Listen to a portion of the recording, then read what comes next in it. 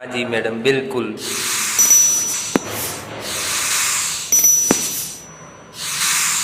नमस्ते बच्चों, स्वागत करता हूँ एक बार फिर से मैं आपका अपने YouTube channel study with MG में। और हम जो देख रहे थे इतिहास कक्षा 12 की पाठ्य पुस्तक से जो हमारा चैप्टर चल रहा था, चैप्टर नंबर 6, जिसका नाम था आधुनिक स्वाधीनता आंदोलन। और इस चैप्टर के हमने अब तक जो पढ़ा है उसमें सामाजिक सुधार आंदोलन के बारे में हमने अध्ययन किया था, जिसके अंतर्गत सामाजिक सुधार आंदोलन के कारण, उसकी विशेषताएं, फिर उसके बाद जो प्रमुख रूप से समाज सुधारक हैं, जिसमें एक तो राजा राम मोहन राय, जिनको समाज सुधारक आंदोलनों का जन्मदाता कहा जाता है, अग्रज या जनक कहा जाता है, पुनर्जागरण का जनक भी कहा जाता है जिनको। इसके बाद स्वामी दयानंद सरस्वती और उनके बाद स्वामी विवेकानंद और रामकृष्ण परमहंस के बारे में देखा था। आज जो हम देखने जा रहे हैं इसी चैप्टर के अंतर्गत आगे आज़ाद हिंद फौज के बारे में। तो दोस्तों, वीडियो शुरू करने से पहले आप सबसे रिक्वेस्ट है, आप मेरे इस चैनल स्टडी विद एमजी को सब्सक्राइब कर लें, ताकि जैसे ही कोई नया वीडियो मैं अपलोड करूं तो उसकी नोटिफिकेशन आपको प्राप्त हो और कोई भी वीडियो आप मिस ना करें। और साथ ही वीडियो को ज़्यादा से ज़्यादा लाइक करें और शेयर करें। तो चलिए दोस्तों, शुरू करते हैं आज़ाद हिंद फौज। तो सबसे पहले हम देख लेते हैं आज़ाद हिंद फौज का बैकग्राउंड, पृष्ठभूमि किस प्रकार की थी।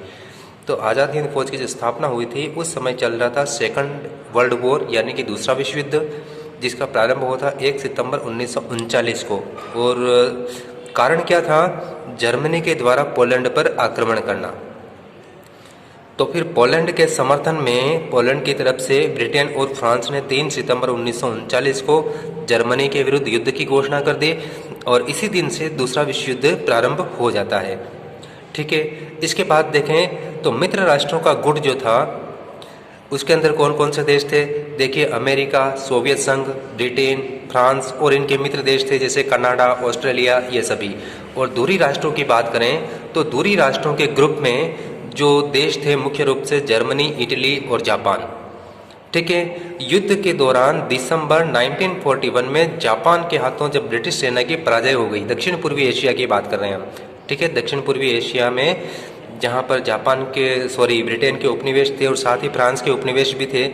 तो इन दोनों ही उपनिवेश के अंतर्गत ब्रिटिश सेना भेजी गई थी जापान से सुरक्षा के लिए, लेकिन ब्रिटिश सेना की पराजय होती है। और इस ब्रिटिश सेना में ज़्यादातर जो सैनिक थे वो भारतीय थे। करीब 40,000 सैनिक बंदी बना लिए जापान के द्वारा।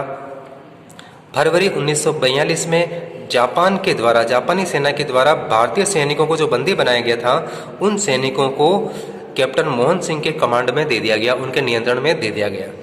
ठीक है, फिर 23 जून 1942 को सिंगापुर जो कि ब्रिटिश उपनिवेश था, उसके ऊपर जापानी सेना का अधिकार हो चुका था। ठीक है, तो यहाँ पर रास बिहारी बोस ने भारतीय स्वतंत्रता लीग की स्थापना की। ठीक है, और इनको जापान का पूरा सपोर्ट था। ठीक है, लक्ष्य पूर्वी एशिया में मौजूद, यानी कि जो भारतीय स्वतंत्रता लीग बनाई गई उसका लक्ष्य था पूर्वी एशिया में मौजूद भारतीय सैनिक जिनको कि बंदी बनाया गया था जापानी सेना के द्वारा। ठीक है, और उन क्षेत्रों में निवास करने वाले नागरिकों को साथ में लेकर भारत की एक राष्ट्रीय सेना बनाई जाए, ये इनका लक्ष्य था। फिर 1 सितंबर 1942 को क्या हुआ कि जिन युद्धबंदी भारतीय सैनिकों को, यानी कि भारतीय सैनिकों को जो युद्धबंदी बनाया गया था, उन सैनिकों को मिला करके आज़ाद हिंद फौज की स्थापना की गई।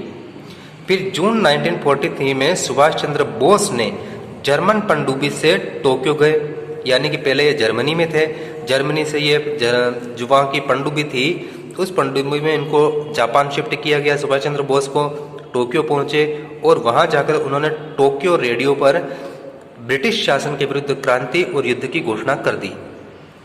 ठीक है, यहाँ तक क्लियर।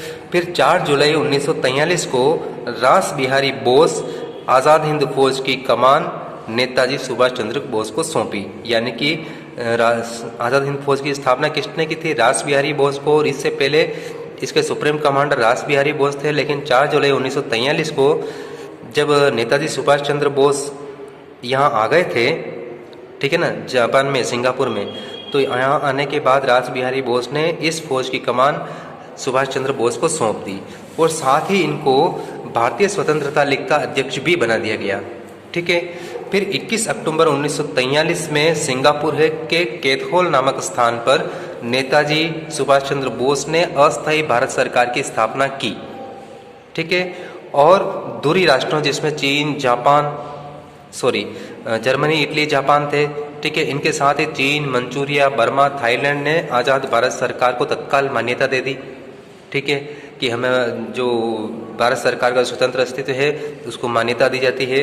और अगर अंतर्राष्ट्रीय मान्यता अगर किसी देश को मिलती है तो इसका मतलब जो देश उसको मान्यता देते हैं वो देश उस नई सरकार के साथ सभी प्रकार के संबंध, राजनीतिक, आर्थिक, सामाजिक, सांस्कृतिक संबंधों की स्थापना करते हैं। ठीक है। अब चलते हैं आगे। भारत की आज़ाद हिंद फौज के द्वारा जापानी सेना के साथ मिलकर या जापानी सेना के सहयोग से ब्रिटिश सेना के विरुद्ध युद्ध का प्रारंभ किया गया। कहाँ से? भारत बर्मा सीमा से, यानी कि बर्मा का जो वर्तमान में जो अभी नाम है वो है म्यांमार। ठीक है। तो इस सीमा से ब्रिटिश सेना के विरुद्ध युद्ध प्रारंभ किया। फिर देखिए, नेताजी के द्वारा इस युद्ध में 2 नारे दिए गए, एक दिल्ली चलो और दूसरा तुम मुझे खून दो मैं तुम्हें आज़ादी दूंगा। ठीक है। इसमें दिल्ली चलो का नारा तो काफ़ी पुराना था, 1857 में दिया गया था क्रांतिकारियों के द्वारा। जब भारत में, उत्तर भारत में अलग अलग स्थानों पर क्रांति हुई और क्रांतिकारी दिल्ली चलो का नारा लगाते हुए वो सीधे दिल्ली गए थे और दिल्ली को अंग्रेजों से मुक्त कराया था। ठीक है। अब चलते हैं आगे। आज़ाद हिंद फौज का मुख्यालय स्थापित किया गया, हेडक्वार्टर सिंगापुर में। और बाद में जब बर्मा पर भी आज़ाद हिंद फौज का अधिकार हो गया तो फिर इस हेडक्वार्टर को बर्मा में स्थानांतरित कर दिया गया। फिर इस फौज की, यानी कि आज़ाद हिंद फौज की 4 ब्रिगेड्स बनाई गई थी, 4 बटालियन बनाई गई थी, जिसमें गांधी, सुभाष और नेहरू के नाम से और चौथी महिलाओं के नाम से रानी झांसी रेजिमेंट का गठन किया गया, ब्रिगेड का गठन किया गया। अब चलते हैं आगे। ठीक है। सिंगापुर में आज़ाद भारत सरकार की स्थापना हुई। फिर आज़ाद हिंद फौज ने बर्मा पर अधिकार किया और बर्मा पर अधिकार करने के बाद अंडमान निकोबार आइलैंड्स, जो कि वर्तमान में संघ शासित प्रदेश है, ठीक है, भारत के, तो उनके ऊपर भी विजय प्राप्त कर ली। और बाद में उनका नाम बदल करके अंडमान द्वीप का नाम शहीद द्वीप और निकोबार द्वीप का नाम स्वराज किया गया। ठीक है। और इसके साथ ही कोहिमा पर भी आज़ाद हिंद फौज का अधिकार हो गया। कोहिमा अभी वर्तमान में पूर्वी भारत में स्थित एक राज्य की राजधानी है। ठीक है, राजधानी शहर है। फिर 1945 की बात करें तो जापान की युद्ध में पराजय हो जाती है। युद्ध में पराजय क्यों होती है? एक तो अब पूर्वी मोर्चे पर जब अमेरिका युद्ध में शामिल हो गया और अमेरिका की शक्ति के आगे जापान की सेना हारती जा रही थी, और इसी दौर फिर भी वो क्या हार मानने के लिए तैयार नहीं था, हथियार डालने के लिए तैयार नहीं था। तो ऐसे में अमेरिका ने जापान के 2 शहरों पर, हिरोशिमा और नागासाकी पर एटम बम गिराए थे। और उनकी विभीषिका को देखते हुए एटम बम्स की जापान ने युद्ध में सरेंडर कर दिया और उसकी सेना ने हथियार डाल दिए, जिसकी वजह से क्या हुआ कि आज़ाद हिंद फौज के सामने रसद, गोला बारूद और दवाओं की कमी हो गई। तो उसकी वजह से आज़ाद हिंद फौज के सामने बहुत सारी समस्याएं आई और जापानी सैन्य समर्थन नहीं रहने से क्या हुआ, कुछ समय बाद आज़ाद हिंद फौज के द्वारा आत्मसमर्पण कर दिया गया। ठीक है। और इसके जो सैनिक थे आज़ाद हिंद फौज के और जो अधिकारी थे, उन अधिकारियों और सैनिकों ने ब्रिटिश सेना के सामने समर्पण कर दिया, सरेंडर कर दिया। युद्ध के बाद भारतीय आज़ाद हिंद फौज के अधिकारियों और सैनिकों को बंदी बनाया गया और उनके ऊपर मुकदमा चलाया गया। 18 अगस्त 1945 को, यानी कि युद्ध समाप्त होने के बाद 1945 को सुभाष चंद्र बोस की वायुयान दुर्घटना में मृत्यु हो जाती है। और इस चीज़ पर अधिकांशतः भारतीयों का इस दुर्घटना में जो नेताजी सुभाष चंद्र बोस की मृत्यु बताई जाती है, देहावसान बताया जाता है, वो इस बात पर संदेह करते हैं कि इस दिन कोई वायुयान दुर्घटना हुई थी और उसमें सुभाष चंद्र बोस की मृत्यु हुई थी। तो इसके ऊपर अभी भी आज भी शंका जाहिर की जाती है। अब बात करें आगे। पंडित जवाहरलाल नेहरू सहित देश के उस समय के जितने भी नामी वकील थे, तेज बहादुर सप्रू और बहुत सारे नामी वकील, उन्होंने आज़ाद हिंद फौज के सैनिकों और अधिकारियों पर जो मुकदमा चलाया जा रहा था ब्रिटिश सरकार के द्वारा, उन मुकदमों में उनकी पैरवी की। ठीक है। जनता की तीव्र प्रतिक्रिया को देखते हुए वायसराय जो उस समय थे भारत के लॉर्ड वेवेल, ठीक है, उन्होंने क्या किया कि अपने विवेकाधिकार का प्रयोग करके आज़ाद हिंद फौज के अधिकारियों और सैनिकों को जो सज़ा सुनाई गई थी उन सज़ा को उसने माफ़ कर दिया, रिहा कर दिया सबको। ठीक है, अब आगे बात करें, यहाँ तक क्लियर। आज़ाद हिंद फौज के समर्थन में देश की जनता का प्रत्येक वर्ग उठ खड़ा हुआ। ठीक है, ब्रिटिश सरकार का, उसके कानूनों का, फिर जो भी सामान था यूरोप का, ब्रिटेन का जो सामान भारत में आता था उन सब का इन्होंने बहिष्कार किया। फिर ब्रिटिश नौसेना के द्वारा भी बहिष्कार किया गया और ब्रिटिश सेना नौसेना ने तो उस समय विद्रोह भी कर दिया था, बम्बई में नौसेना का विद्रोह हुआ था। और इस भारी दबाव को देखते हुए सरकार को क्या होना पड़ा, झुकना पड़ा। ठीक है, देश की जनता की भावनाओं के सामने झुकना पड़ा और वायसराय लॉर्ड वेवेल को उन सभी के मृत्युदंड की जो सजा थी उनको माफ़ करना पड़ा। ठीक है, यहाँ तक तो हमारा हो जाता है आज़ाद हिंद फौज का। अब हम देखते हैं नेताजी सुभाष चंद्र बोस के बारे में। महान स्वतंत्रता सेनानी सुभाष चंद्र बोस, जिन्होंने विदेशी सहायता से एक राष्ट्रीय सेना का गठन किया और भारत की आज़ादी के लिए संघर्ष किया। अब इनके जीवन परिचय के बारे में देखते हैं। जन्म इनका हुआ था 23 जनवरी 1897 को उड़ीसा के कटक स्थान पर। पिता का नाम जानकी दास, माता का नाम प्रभावती। प्रारंभिक शिक्षा हुई थी अपने पैतृक नगर कटक में, जहाँ इनका जन्म हुआ था उसी कस्बे में इनकी प्रारंभिक शिक्षा हुई और उच्च शिक्षा प्राप्त करने के लिए इन्होंने कलकत्ता विश्वविद्यालय में एडमिशन लिया। ठीक है, फिर उच्च शिक्षा प्राप्त करने के बाद ये 1920 में 1920 में ICS की जो ऑल इंडिया लेवल की जो प्रशासनिक सेवा परीक्षा होती है ICS में ये बैठे और उसमें उनका चयन हुआ और कलेक्टर की पोस्ट पर ये पदस्थापित हुए। ठीक है, कलेक्टर की नौकरी लगी इनको। और उस समय 1920 में ही महात्मा गांधी ने असहयोग आंदोलन शुरू किया था, तो ये उस आंदोलन के साथ जुड़ गए। और उस समय महात्मा गांधी ने अपील की थी कि जितने भी सरकारी स्कूल कॉलेज में पढ़ने वाले विद्यार्थी, सरकारी नौकरी करने वाले कर्मचारी, जितने भी लोग हैं वो अपनी नौकरियों से, शिक्षण संस्थाओं से इस्तीफा दें। ठीक है, उनको छोड़ दें और आंदोलन में शामिल हो। तो इस अपील पर नेताजी सुभाष चंद्र बोस ने भी अपनी नौकरी से, कलेक्टर की नौकरी से इस्तीफा दे दिया और आंदोलन में शामिल हुए। और आंदोलन में शामिल होने के बाद ये पहली बार इनकी गिरफ्तारी हुई और इनको जेल भेजा गया। 6 महीने के लिए इनको जेल भेज दिया गया दिसंबर 1921 में। 1923 में जो एक नई पार्टी बनी थी जिसको कांग्रेस के कुछ नेताओं ने बनाया था, चित्तरंजन दास और मोतीलाल नेहरू ने कांग्रेस से अलग होकर एक स्वराज पार्टी बनाई और उस स्वराज पार्टी के साथ सुभाष चंद्र बोस जुड़े। तो और इस पार्टी के जो विचार थे, जो विचारधारा थी, उस विचारधारा का इन्होंने प्रचार किया। फिर 1924 में कलकत्ता नगर निगम के मुख्य कार्यकारी अधिकारी इनको बनाया गया। कलकत्ता नगर निगम के जो चुनाव हुए उसमें कांग्रेस की विजय हुई थी और इनको मुख्य कार्यकारी अधिकारी बनाया गया नगर निगम का। ठीक है, और नगर निगम के अधिकारी बनने के बाद भी ये क्रांतिकारी गतिविधियों से जुड़े रहे और इसी क्रांतिकारी गतिविधियों के जुड़ाव की वजह से इनको एक बार फिर से गिरफ्तार करके 3 साल के लिए मांडले जेल में भेज दिया गया। अब मांडले जेल का इतिहास देखिए। मांडले जेल में इनसे पहले बाल गंगाधर तिलक को भी 6 साल के लिए कैद करके रखा गया था।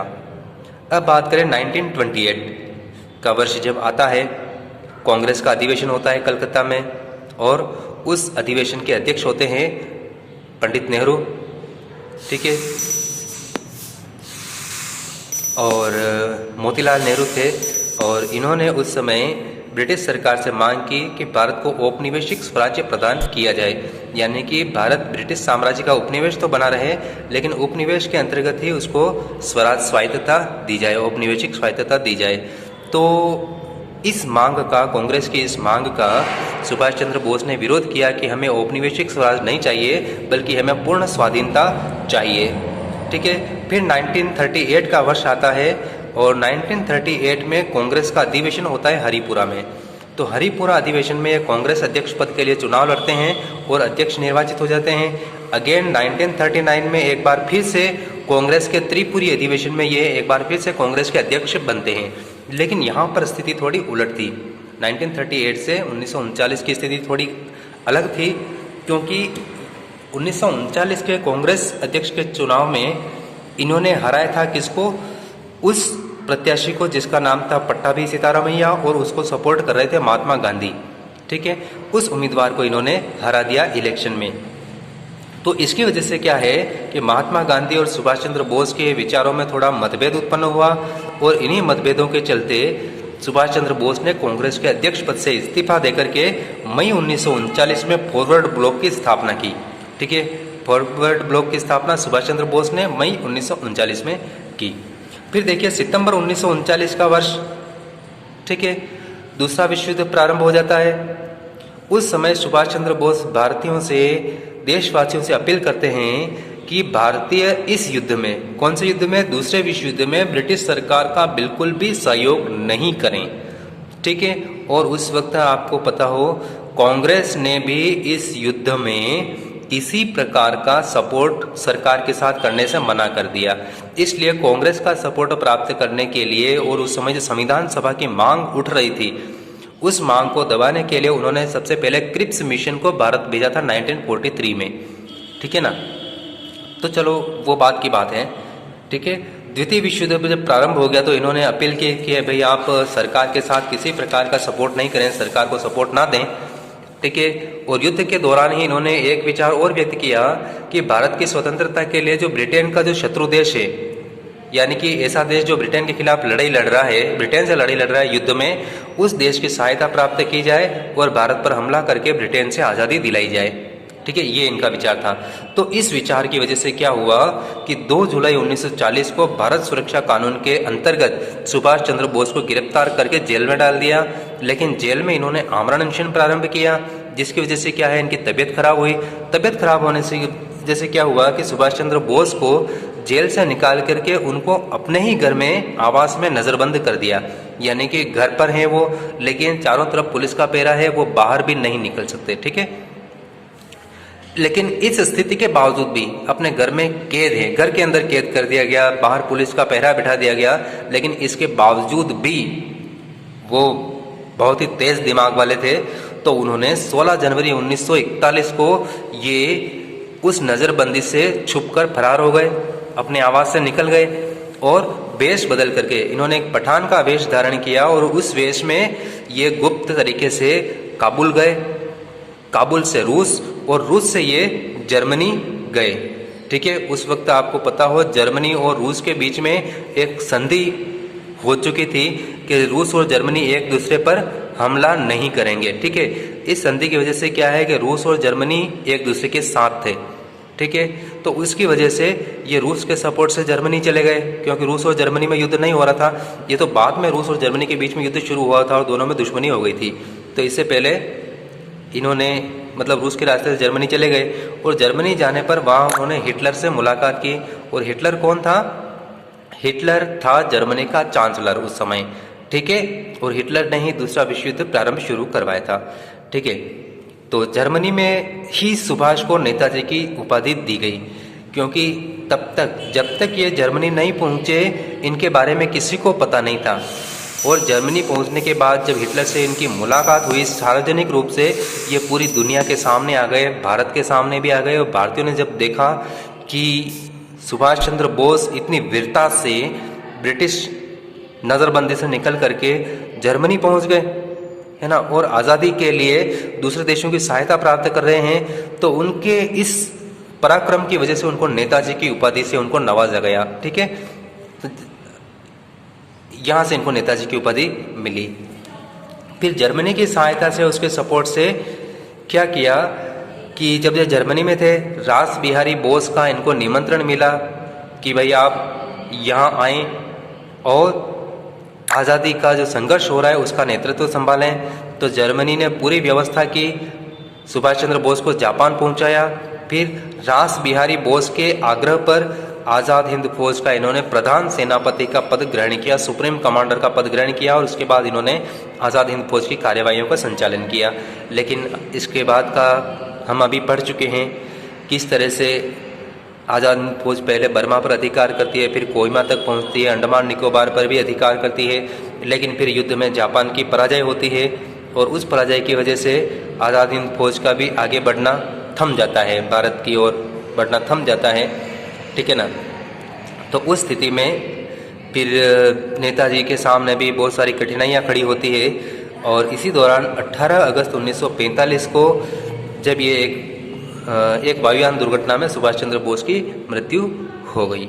ठीक है, इस तरह से इनका देहावसान हुआ था और इस घटना पर आज भी संदेह व्यक्त किया जाता है कि इस प्रकार की कोई दुर्घटना हुई भी हो या सुभाष चंद्र बोस की इसी दुर्घटना में मृत्यु हुई हो, इस बात पर आज भी संदेह व्यक्त किया जाता है।